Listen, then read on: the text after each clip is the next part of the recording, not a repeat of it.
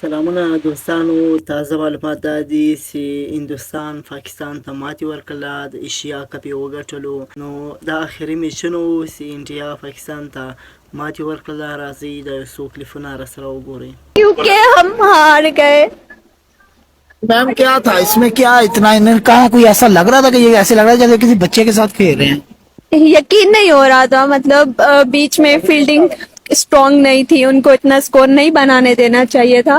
और दुख बहुत हो रहा है, अभी 1-2 दिन तक लग रहा है कि घर से बाहर निकलना, किससे बात करना बहुत नहीं मुश्किल तो होगा। किसका आपको लगा, किस किस पे आपको आज था? आप तो कह रही थी बाबर भी आज स्कोर करेगा, सारे क्या ये इनको क्या हुआ? पूरी टीम ने ही ऐसा किया है, अब किस किस का नाम लेंगे हम।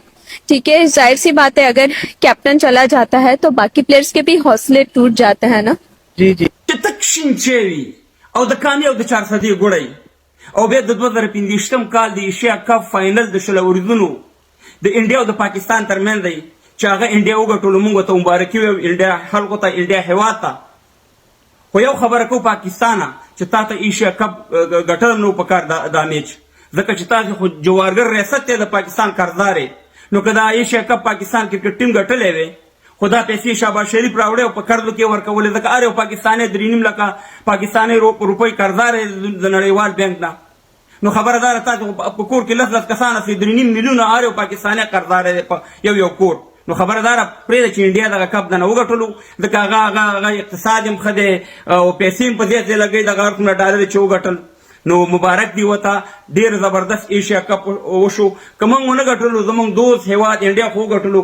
او اوس نن زه داسې بار ووتم دوکانو ته سودا مې راغله، تاسو وایئ چې دا دال هم څنګه یقین یقین وکړئ دا دال چې مخکې یو دانه په 15 پونډه وانې وه، او نن چې لاړم نو 2 دانې په 15 پونډه و. نو ما ویلې چې نن د دال ورځ د دال به چپه کېږي او دال به راني ما ترې راواغسته. خو دال د کوترې مې ساتلي دي، دا مرغۍ او کوترې دې ته دغه کومه شینده مې دې ته ورکومه چې دا کوترې او دا مرغۍ پې مړې کړمه. نو موږ به د دې کانې سیټ نه چک وو او بل چک به د دې 400 سیټ نه وو، او بیا به یو ګوټ مبارک دی ورته انډیا هېواد ته، او بل دویم ګوټ دی ورته وي هم مبارکي ورته ویو. او د ښکته پښتونخوا پښتنو ورونو تاسې خفه کېږئ، موږ دا ویډیوګانې کوو، موږ یې د اټک ناخوا خلکو ته ویو.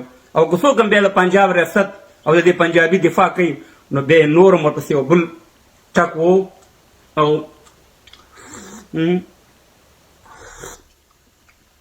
زنده باد، لر او بر یو افغان.